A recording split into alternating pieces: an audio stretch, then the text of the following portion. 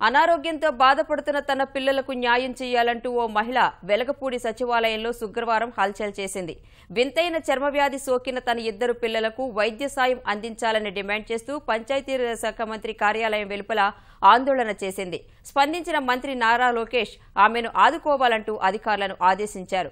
ఆమెకు ఇప్పటికే ముఖ్యమంత్రి సహాయ నిధి నుంచి 2 లక్షల రూపాయల మేర ఆర్థిక సాయం అందిందని అధికారులు మంత్రికి వివరించారు.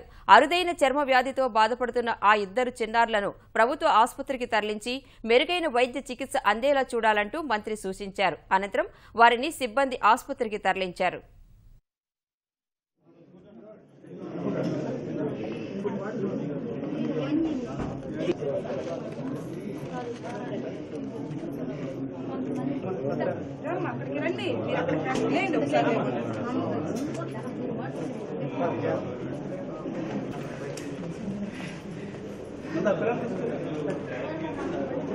నాకేం అర్థం కావట్లేదు.